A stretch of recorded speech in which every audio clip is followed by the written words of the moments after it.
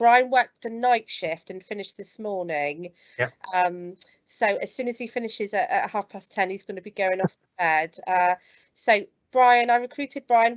How long have you been here now? 3 years, Bryan? Yeah, almost. Yeah. 2 years and 5 months to be exact. Yeah. Time flies, doesn't it? It is. Yeah. Yeah. I It think really does. it's because when you are enjoying, you don't. Yes. Yeah. Just basically you just love what you're doing and you just don't. Absolutely. Yeah. Yeah, so Bryan's been in Devon for the last sort of 3 years and has worked in a few different departments. So a lot of you have asked us before about the cost of living in Devon and the UK. So I thought, there's no better than to have one of our actual international nurses come along and talk to you about the cost of living. So as ever, you can post your questions in the chat and we will answer them as we go. So Bryan, I'm just going to hand over to you. Yeah. I will let you know what questions in that pop up. All right. So over to you, Bryan. All right. Good morning, everybody. Like Carly mentioned, my name is Bryan, and yeah, I am an international nurses, one of the international nurses who were recruited by Carly. Yeah, I've currently working in emergency department, and I worked previously at medical assessment unit. So I've been here in Devon, particularly in Barnstaple, which is like 1.5 hours away from Exeter. So I've been here for 2 years and 5 months to be exact. So Carly asked me to discuss about cost of living because most of the international nurses ask about this stuff, which is essential before um, arriving to a particular place. When we say about cost of living, there are factors to consider, whether it is the place a city or it is the countryside. So here in Barnstable, it's a small town, so expect that the cost of living is not that high. It's not that expensive. Yeah, so the cost of where I am staying at the moment, it is a house shared house with 2 or 3 people. I'm paying for like 400 pounds a month. Everything is included: electric bill, water bill, um, gas, and bits and bits, and house rent is 400. 400. Electric bill, gas, and water bill are all included. Uh, I always have this 200 pounds a month for my food and other expenses, including phone bills.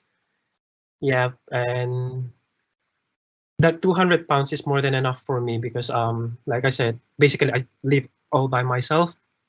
I can go out, have some takeaways and stuff like that, which is enough. I have done research about what's this one, cost of living. I compared the cost of living of Exeter, Barnstaple, where I lived, and I've also spoken some of my friends who are here as well in Barnstaple.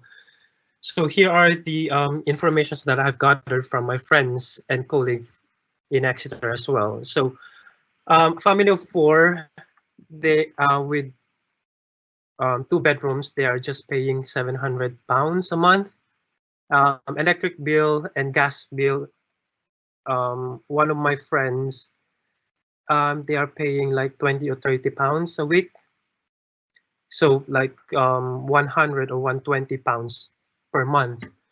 And for water bill, this is kind of expensive because in winter time, especially in winter time, wherein you use tumble dryer, they're paying 150 quarterly.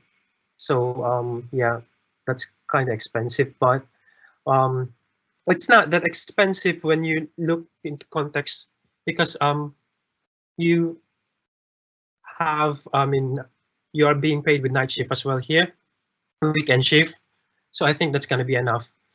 Another one of my friends also who lives with 3 other people, so they're paying like 750 per room, for bedrooms.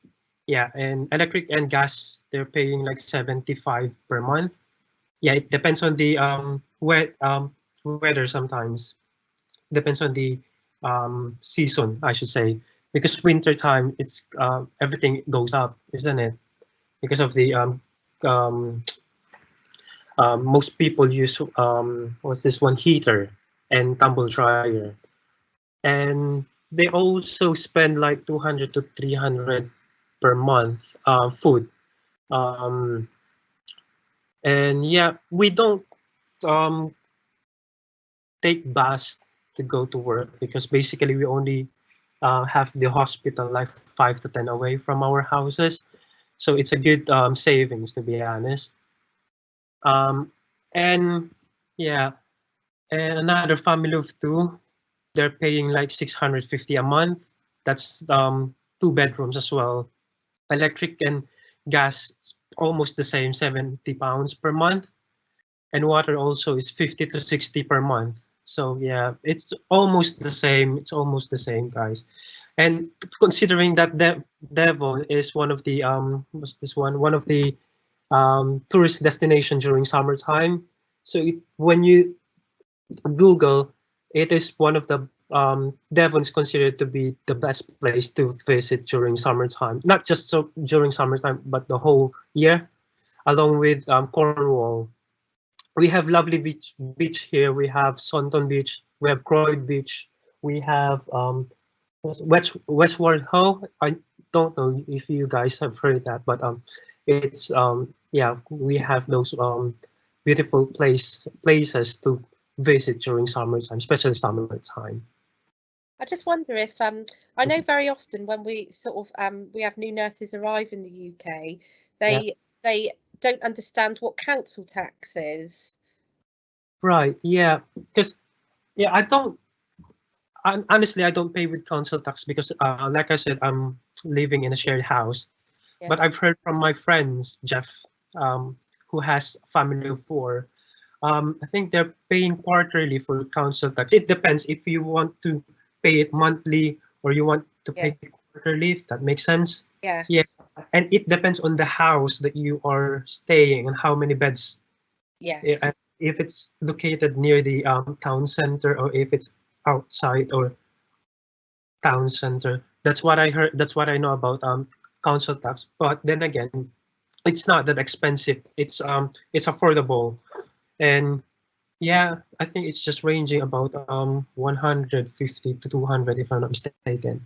Yeah. So yeah, it like you said, it depends on the size of the house. Yeah. And the council tax is for things like it includes, that means that they'll come and collect your rubbish for you, and Yes. pay for the lighting in the street and lots of different things. Yeah. And it's mandatory, so we do have to pay council tax. But like you, if you're in a shared house, Yeah. that will probably be covered within the rent. It is. Yeah. It is. Yeah. Which is what you do. Yeah. We have different schedules of collecting garbage. Yeah. Monday we have what we call the black bins. Yes. And Thursday we have the what's the other? Recyclable. Yes. Yeah. And you need to comply with that, otherwise your garbage will not be collected, and you have to wait another week again for you to sort out. Which is yeah, well, it makes sense because like you said, you're paying for that, so you have to comply, otherwise it won't be collected. Yeah. No, absolutely. So I know you've talked about sort of salary, and as you know, Yes. as a sort of a, you know, obviously once these nurses have got their PIN number, they'll be paid a band 5. Yes. And then so that's their salary, but also you get weekends and nights, so Night shift, yeah. Saturdays Sunday, and nights in the week. It's time and 30% extra, isn't it? Yeah, for the night shift and Saturday shift, you get 30% of your total hours on top of your basic pay. Yeah. But on Sunday, which is higher, like 60%, and holidays, you got 60% of your total hours. Yes. And yeah, that will be multiplied by your hourly rate. Yeah. Which is So good. I mean, that's why I prefer night shift, because yes. aside from the fact that I don't sleep much during long day. I mean, yeah, long days. I get rubbish with I'm rubbish with long days. So I prefer night shift, and you get to pay 30% on top of your basic pay, Yeah, and which is there's good. Which is good. plenty of opportunity to do overtime, isn't there? Yeah. Yes. Well, our trust is partnered with NHSP, and we are so fortunate enough because we have incentive shifts, which the trust give like 25 per hour, Yes. and yeah, that's incentive shifts for night shift or Saturday shift. But on Sunday shift, you have 30 pounds per hour, which is a lot of staff nurses um, take Sunday as overtime because you will definitely get paid high. Yes, Yeah. absolutely. And also another benefit of NHSP, which so NHS professionals, it also covers the other hospitals in Devon as Yes, well. I think we It's are also partnered with Derryford, the yes, Plymouth Hospital. that's right. Yeah, but I don't know what we're going to happen now that Exeter and North Devon are going to Yes, merge together. as one, so I don't know yet. What I like about NHS professionals is that if you need to maybe earn a bit more money because you've got a holiday coming, it's weekly pay. Yes, it is, and um, you can cancel it Yeah, 48 hours or 24 hours before the shift. You just have to call the ward or the unit. yes, Just have to inform them, and it's very convenient, honestly. yeah. And you just have to yeah, you just book which shift you prefer, and that's it. Yeah. Brilliant. So would you say, obviously your sort of monthly salary, Mhm. once you've taken out your cost of living, would you say that you can I have a good lifestyle It here? is, yes, it is. As compared where I was still in Abu Dhabi, Yeah. because we have a fixed salary, I can say that I saved twice here, more Right. than yeah, twice more than what I saved back when I was still in Abu Dhabi. And work balance wise, it's yeah, I love it here because you're not obliged to go to work. I mean, you have your rota, you need to go to work, and if you're sick, if you are not well, you are not obliged to go to work. You just have to inform your manager and stuff like that.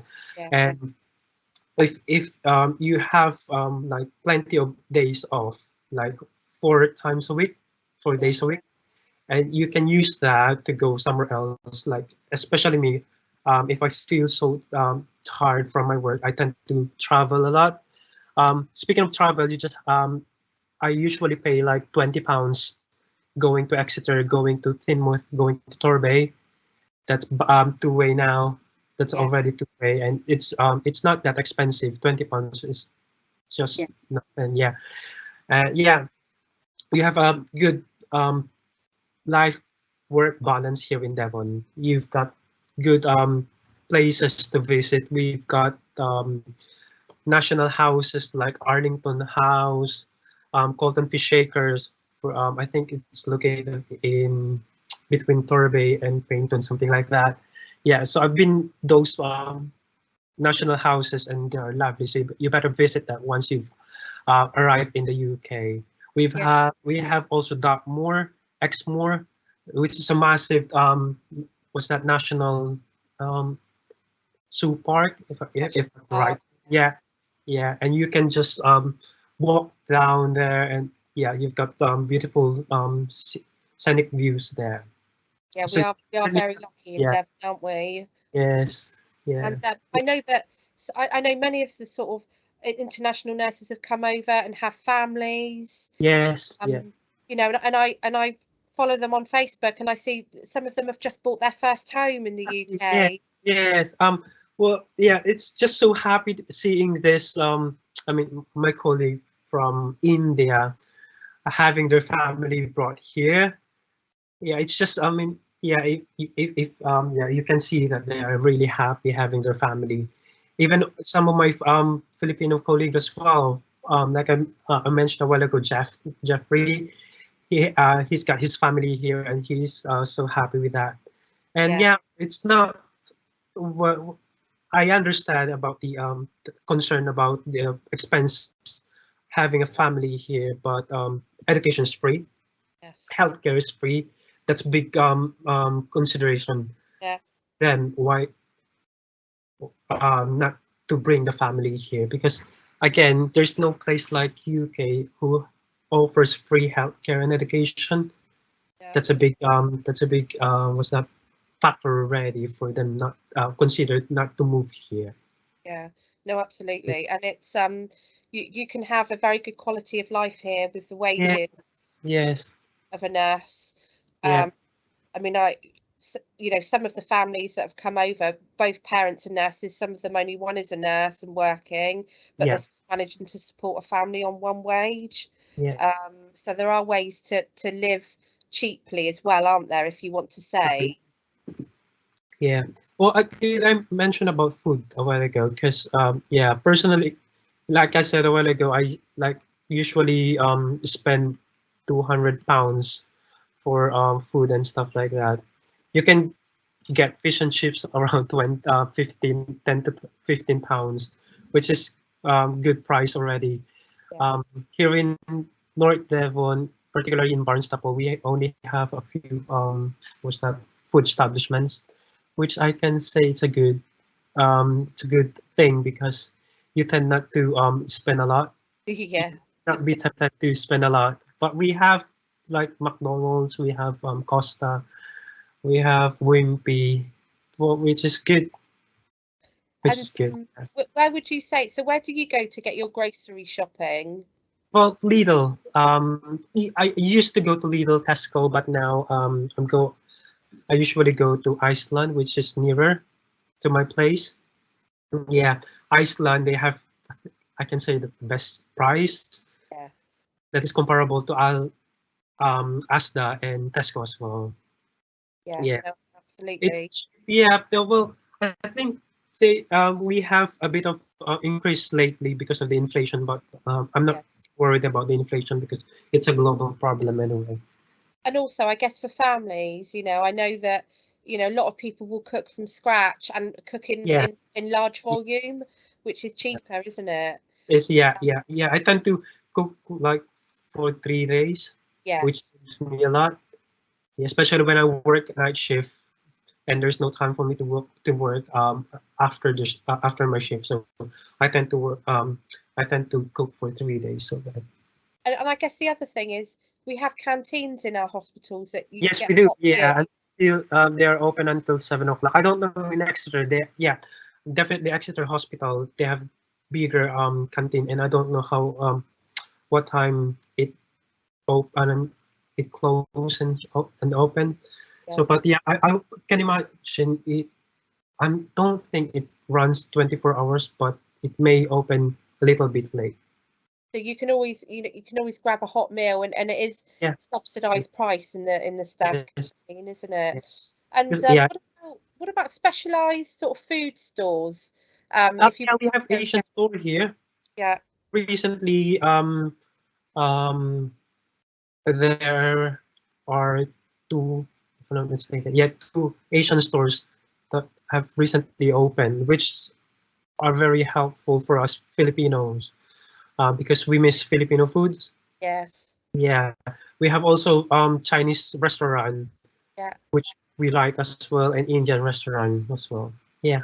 So we get what we want, we get what we need here. So but if we want more variety of options, we go to Exeter. They have a big what's this one, Asian store in Exeter, and also in Plymouth, although it's a bit farther. But yeah, Yeah. yeah, So I guess like you said before, the cities you will have more variety. It just might be yes, a little bit more a bit expensive to live. expensive. Yeah, yeah. Well, I checked on the Google. I compared Exeter and Plymouth, and apparently Plymouth is much expensive than. I mean, Exeter is expensive, more expensive than Plymouth. Yeah, but it's I mean it's relatively what's that? It's attainable. It's Yeah. yeah, it's not that much expensive. I'd rather it's a what they call that? I forgot the term. I forgot the term honestly. Yeah, sorry, but yeah. Yeah, no, that's okay. And yeah, no, I think housing in sort of cities are a little bit, like you say, a little bit more expensive, but the Yeah, others. the other things like electric and gas and council tax be the same as wherever you live? Yeah, yeah. Like I mentioned a while ago, when taking into account of about cost of living, is it the place a city or is it a countryside? So these factors can affect the cost of living, obviously, because city is city. You spend a bit higher as Yes, compared to where in a countryside. Yeah. absolutely. Okay, that's great. So I'm going to put you on the spot a bit now, Bryan. So do you Yeah. have any advice or top tips for any nurses thinking of coming to work in Devon? Well, yeah. Well, it's hard, honestly, because I'm talking about my personal experience. It may not be the same as to others, but I love Devon. Carly, I tempted to move to like Bristol, to move to what's that Liverpool, but something is holding me back here. It's like having the best of both worlds. Like I'm working, but I'm enjoying my personal life as well. Yes. I hope they will be able to experience that, enjoying what Devon has to offer. I mentioned already we have wonderful beaches here, Sonton. I don't know if they've heard the song Angels by Robbie Williams. That's where they shoot that Yeah. music video. It's a beautiful beach. You can unwind there anytime you want. It's not only Sonton. We have also Linmuth and Linton, which is similar to Switzerland vibes. You better go there. You better check there when you are here. And not just only in North Devon, but we have Torby as well. It's beautiful. Plymouth is beautiful. Exeter is beautiful as well. I can only say Devon is beautiful, which is comparable to Cornwall. You've really fallen in love with Devon, haven't you, It is, Bryan? and people are so polite. People are so kind. What can I ask for more? Absolutely. Yeah. Bryan, it's been an absolute pleasure to have you, and thank you so much Yeah. for coming after a No, night shift. thank you for inviting me. Thank you for inviting me here. And look, go and have some rest. Yeah, And thank you. Yeah. I'll see you soon. Thank you, Bryan. Take care. Bye bye, everybody. Bye.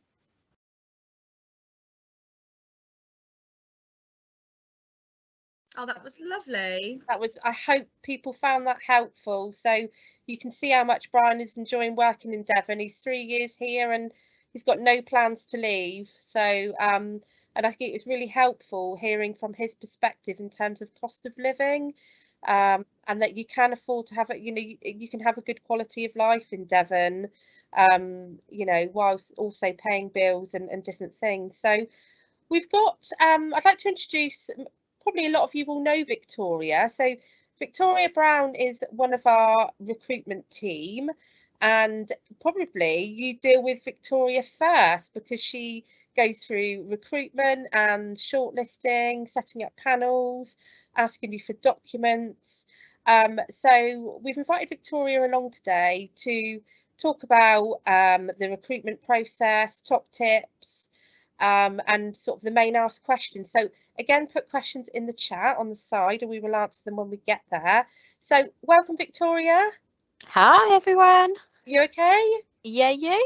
Yeah, very good, thank you. So do you want to just start by just telling people about your role within the team? Yep, so I am the International Recruitment Admin Supervisor. So my job and mine and my team, which is Cat at the moment, is that when we get referrals in that you guys send us for applying for jobs, we'll check your CVs, make sure you meet the criteria. Then we will schedule in for interviews. Once you've been interviewed and if you're successful, we'll send you out offer letters and then we'll start asking you for your documents that you need for your certificate of sponsorship. And also we're here to answer any questions you may have about different things. I help behind the scenes with the guys Jack and Victoria, who need help with making some of the packs up, and just anything anybody really needs in the team that we help, any admin support, we will be there to help. Brilliant, because there's a huge amount of work that goes on in the background, isn't there, for international recruitment? There's a lot. It's making sure all the paperwork's correct, it's up to date and things like that. And it's then just trying to help get references. So usually when we send a reference off, we'll ask you to sort of chase because they can take a while to come back. Yeah. And it's just making sure that we've got everything that we need for you guys to be able to come over here and work in lovely Devon. Brilliant. Thank you, Victoria. So I think you wanted to come along and talk about sort of lots of questions that are asked and different advice. Yep. So we do seem to be getting a lot of sort of the same questions when people first apply. They sort of ask what the criteria is. So we always say, can you send in your CV? Because we'll always check your CV to make sure it's a good one. I mean, we've had some before that's literally just their name and the fact that they're a nurse. We'd like sort of your experience, where you've worked, what interests you, when you were trained and things like that. That's always good to have on your CV. So we definitely need that. We also ask for your CBT results. If you haven't sat it, can you let us know when you're going to be sitting it? Because little things like that could actually delay you coming over. So you'd obviously still come over, but we have cohorts. So we could say, right, you've got your CBT, you've got this, you're successful. Hopefully, let's get you in the next sort of couple of weeks, like sort of get you COS ready in a few weeks and look at your deployment date. We also ask for either your IELTS or your OET, because we need to make sure you've passed your English language. That's a big one.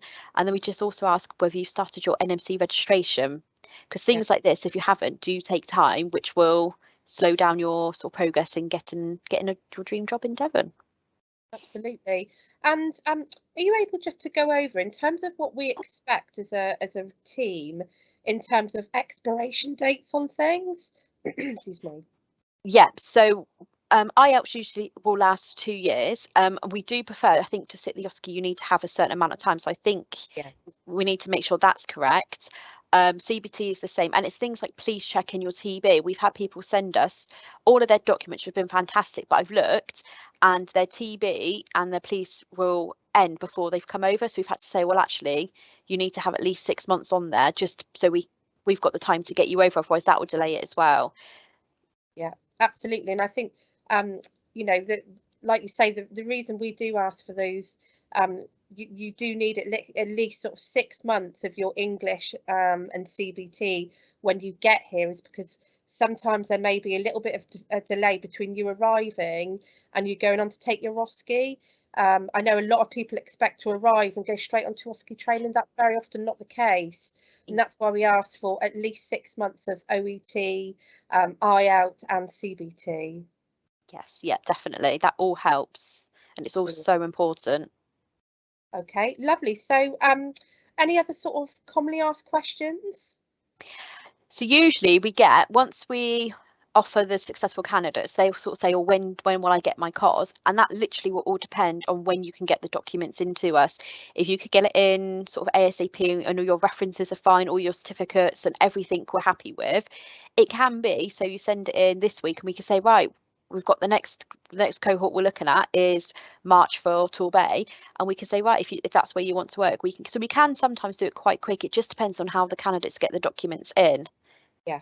Okay, so basically candidates need to get the right information in at a timely phase. So obviously send in detailed CVs, send in all their documents, keep checking their emails, because I know a lot of the time you're chasing people. Yes, so we go through and literally as soon as this candidate will send even one document, we will log on, we'll see what they're missing, and we'll go straight back to say, like, thank you for sending this, but we're still missing this, this and this, just to sort of help the process, so the candidate's always aware of what they need.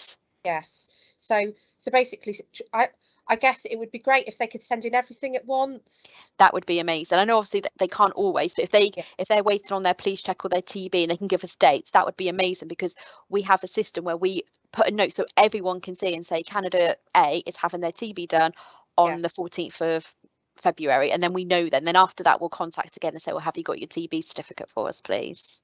Wonderful. Okay. And I think you were going to talk to us a bit about interview tips.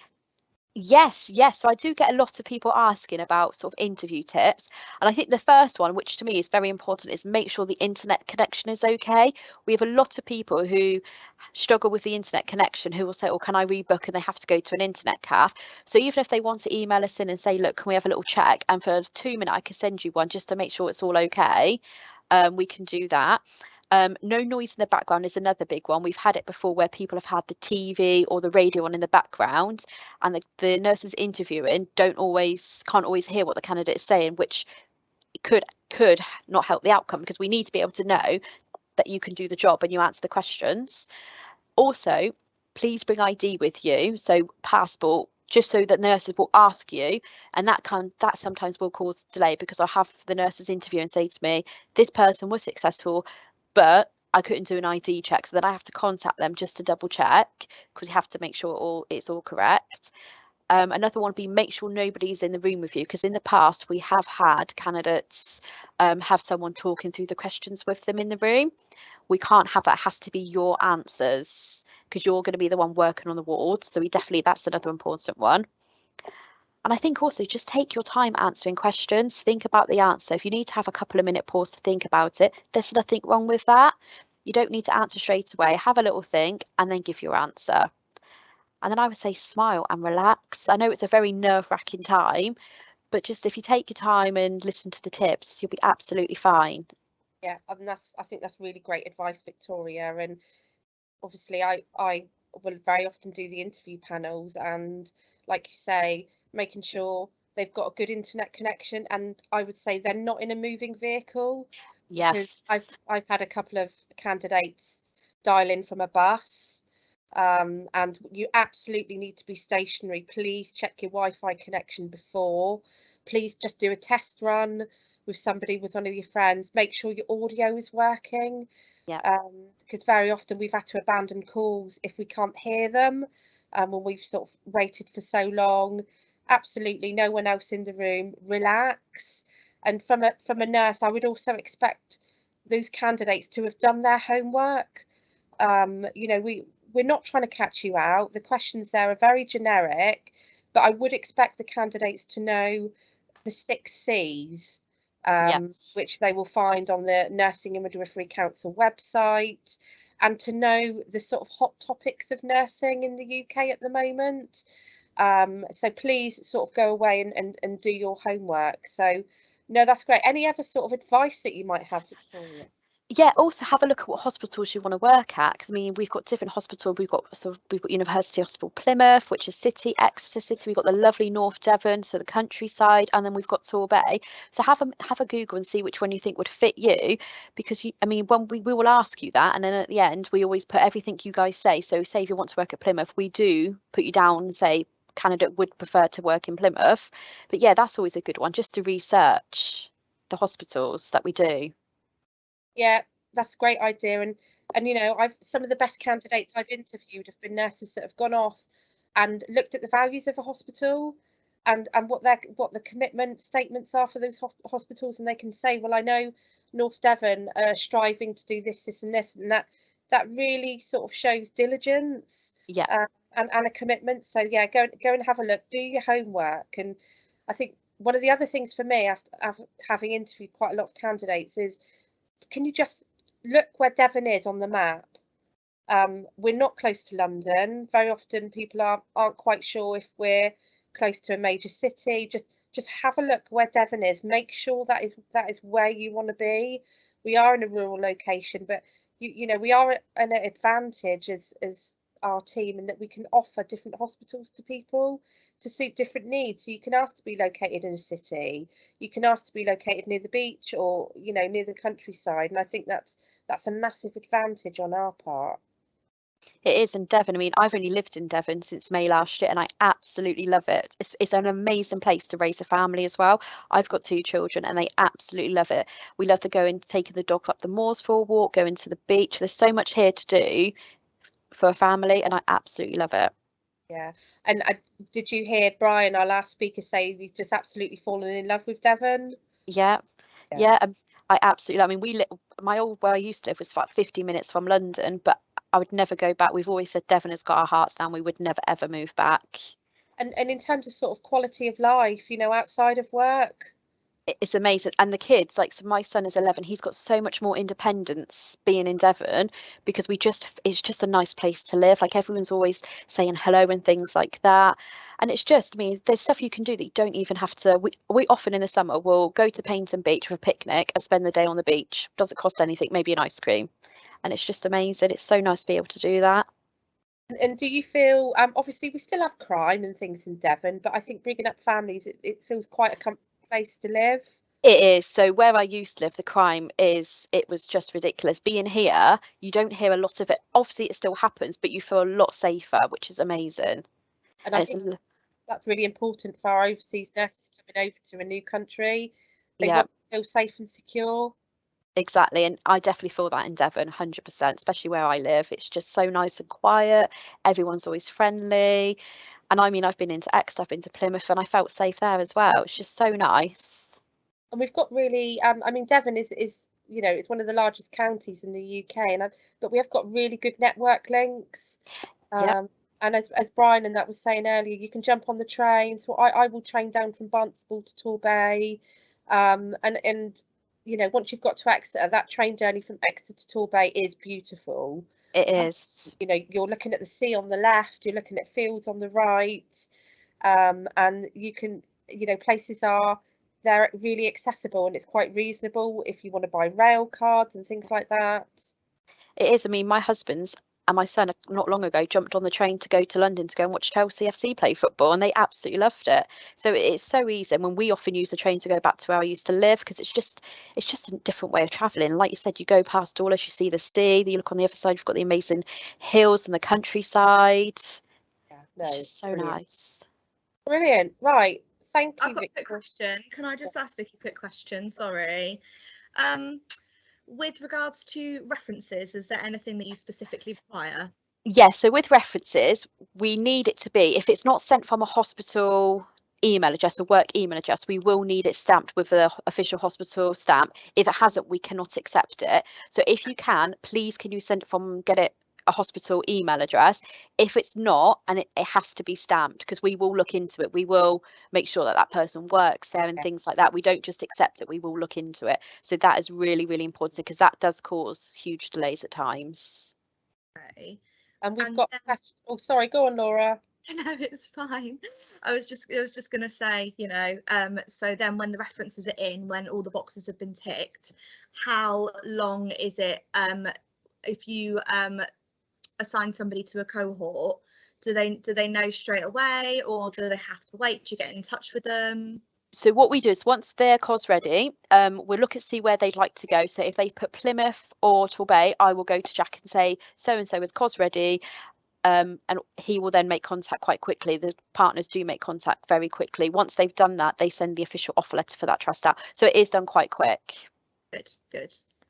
Okay, good. I'm just having a look in the question bar. There was a question a bit earlier that I haven't answered yet, but someone has asked, can they bring family with them? So this is a question we get asked a lot as well. So when obviously included in your offer, you will have 8 weeks of accommodation on site included as part of your offer. None of our organisations offer family accommodation, okay? So we strongly advise you to come over on your own. And I've been recruiting international nurses for 5 or 6 years now, and I would strongly recommend you come over alone, get your OSCE done, get your PIN number. By that time you would have found your own housing, then bring your family over. And that's what all of the nurses do. And by that time you've settled, you've found housing for you and your family, you've got your PIN number, you've probably been able to save up a little bit, and you're fully established in the UK. And otherwise it is so much pressure on you, because we do not offer family accommodation. And I'm happy to speak to anybody to talk about that further if anyone needs to. So there's a question here. So hi, I've given a preference for Plymouth. When will I know where I am posted? So what's the process for that when we tell them where they're being deployed? Yep, so if they've said that in the interview, because that is one of the questions, what sort of area they would like, we put that on the sort of database that we use. So once we have all the documents in, I will then let Jack know that this person would like to go to Plymouth, and then he will make contact. So as long as they've told us then we put it on the database so we are aware. And how often would you say we allocate people to their preferences? Is it 100% of the time or 9 times out of 10? 9 times out of 10. Sometimes we will say if we've got a space to go to North Devon, there's candidates calls ready, Victoria or Jack will make contact, say, look, we can get you over, because some of them like to come over quite quick. They'll say, I want to come over ASAP, and then you say, that's fine, but you've asked for Plymouth, but we've got North Devon, and a lot of time they'll say, yeah, that's absolutely fine. Yeah, but we do try 9 times 10 for them to go to their preference. Absolutely. And I've only known like maybe 2 occasions where we've not been able to give them their first choice, but it's been discussed with the candidate. So obviously we try and get you where you want to be. So there's another question here. When is OSCE scheduled after we reach the UK? So very often when you get to Devon, you will start working in clinical practice, okay, in your clinical areas before you go off for your OSCE training, okay? So that is why we ask that your expiration dates on your OET, IELTS, CBT and all the rest of it, you have at least 6 months when you arrive, because we cannot risk that expiring while you're waiting to take your exam. Obviously, the providers will manage your OSCE training and get you in as soon as they can, but it could be a few weeks before from when you arrive to the UK before you start your OSCE training. So there's a question from Kunal. I'm waiting for my COS for Torbay. I've submitted all the documents and signed the offer letter on the 24th of January. Do you have any idea how long this may take? Okay, so Jack is the recruitment partner, so I will check with Jack and then I will get back to you. Lovely. Okay, so there's Abigail said, I'm from Nigeria and would like to work for your trust, but I keep getting unfortunate replies after applying. So Abigail, I can only suggest that maybe you're not submitting all of the correct documents, or maybe you're not at the right stage.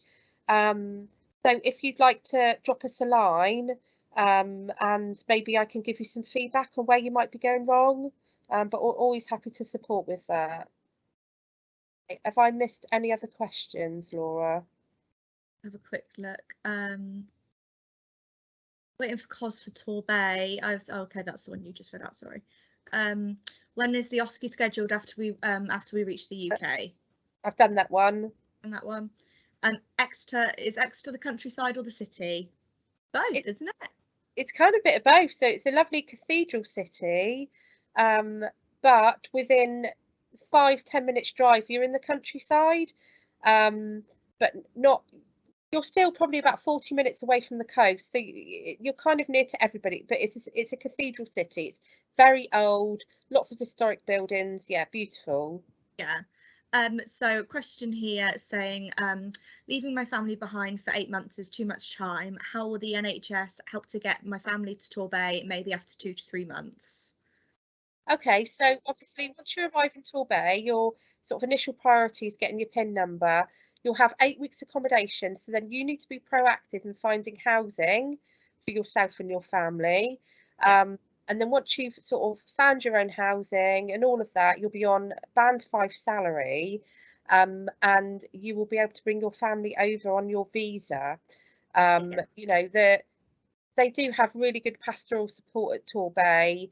And you'll make friends with other international nurses in the hospital, who'll be able to tell you about different schools. We're all here to support you as well.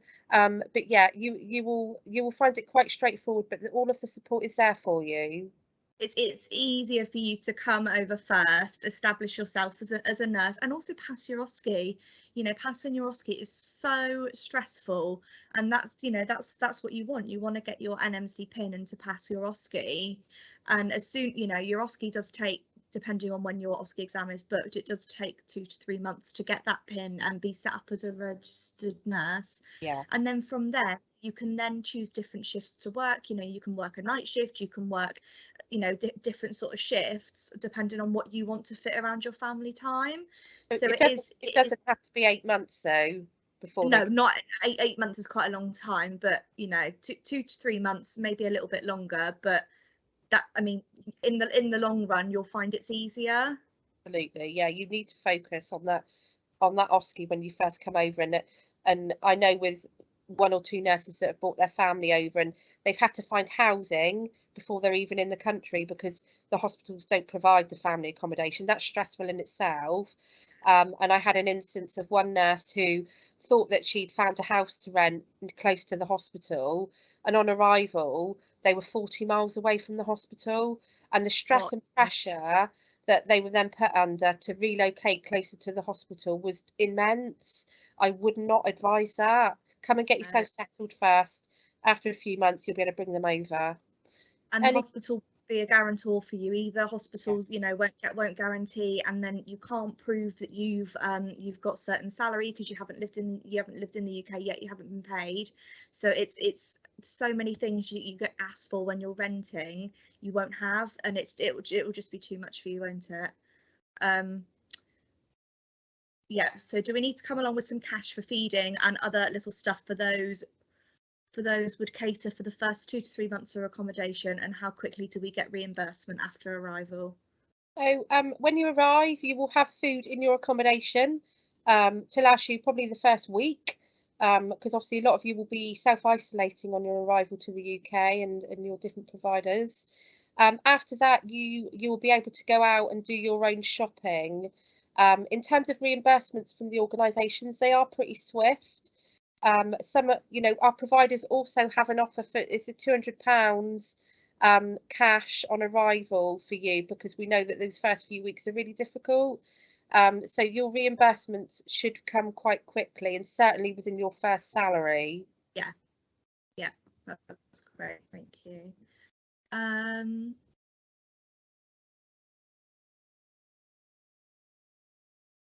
So Divya has said, as my CBT exam is due, I will get it done by the end of February. Would that be acceptable to you?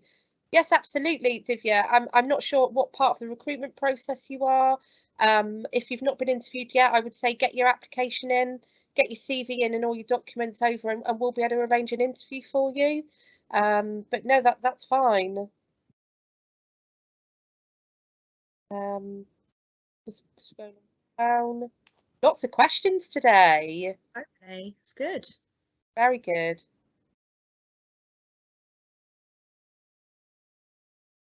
A query there from an Elaine. I just wondered if Jack or Victoria, when you finish, you might be able to help with that. They're just struggling with. Of course.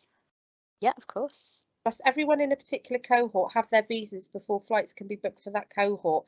I'll hand over to Laura on that, because she very often helps with the flights. Yes, yeah, everybody needs to have their visas booked before the flight can be booked, unless it's really close to the wire and that person knows. We've had instances before where visas haven't been issued for certain nurses, and we've had to push them back a month.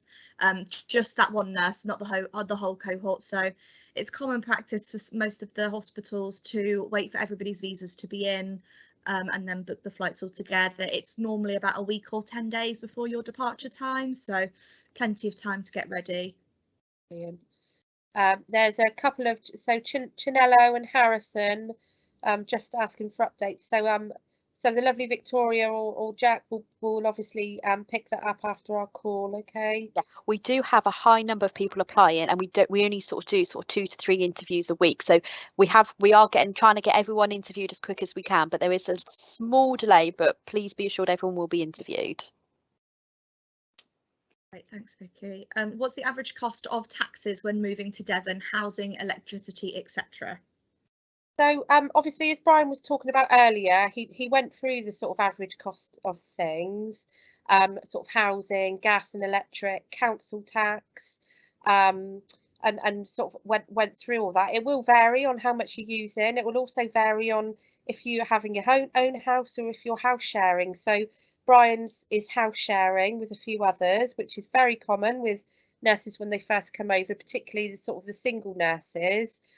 He pays £400 a month for a house share, and that includes gas, electric and council tax. So the only other thing he has to then pay for is food on top of that, and he averages on £200 a month for himself, and that includes eating out and takeaways.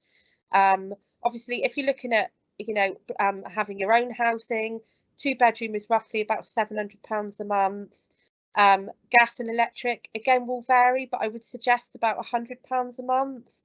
Water depends on how much you're using, how many baths and showers you take, but I would say water is probably about £60 a month on average for a family. And then food, you can always economise on food and, you know, cook from scratch, and bulk cook, which a lot of families do in the UK. So it really does depend on if you're coming alone or if you're bringing your family over at a later date. Yeah. Do we get our supporting fee on arrival, or do we have to come with some cash to spend before we start earning? Rotty, we do strongly advise that you will need to bring a small amount of cash with you, because obviously we do provide you with food in your room, but that's only for the first few days. So you will need money for food, and if you wanted to take the bus on your days off. So yes, you will need a small amount of money. Please make sure you come with a small amount of money. And it's worth saying the supporting fee, you have to apply for it, so it's not just given to everybody. You have to apply for it separately. Yeah. So do we have to book the flight ticket first and get the reimbursement later, or will the trust book the flights for you? So the trust will book your flights for you, so you don't need to worry about that cost, but it is your responsibility to get yourself to the airport in time for your flights. Yes. And I think that looks like everything. Well, that's great. That's perfect timing then. It's just bringing us up to the end of the webinar. Wonderful. Okay, well, that's been a really interactive webinar today. Obviously, we had Bryan come on and talk about the cost of living in Devon. I hope you found that helpful. And for those of you that may have joined a little bit later, Laura's in the process of uploading our webinars to our Nursing in Devon YouTube channel. It's free to access for anybody, so please watch them when you can, because obviously we realise a lot of you may be working at the moment. And then the lovely Victoria, who's very often in the background, beavering away, has come on to talk to you about the process and top tips. I hope you'll find that helpful, because actually that will make things easier for you in terms of it being a sort of a slick process. So please follow us on our social media. We're on Facebook, Twitter. We've got a Nursing in Devon YouTube channel. Give us a like, give us a love, and give us a share. Tell all your friends and family. We are always recruiting nurses for Devon. As Victoria said, we interview nurses every single week. Our next webinar is 17th of February, and it's a recruitment focused webinar for University Hospital Plymouth. That's right, isn't it, Laura? But we've got a really exciting agenda of webinars coming up in the next few months. I believe the next webinar after that is a webinar about pensions in the NHS. Yeah. That's another sort of commonly asked question.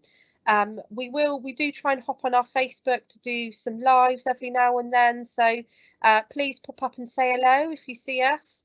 It was great to see so many of you on the Facebook Live on Monday when we were in the team office.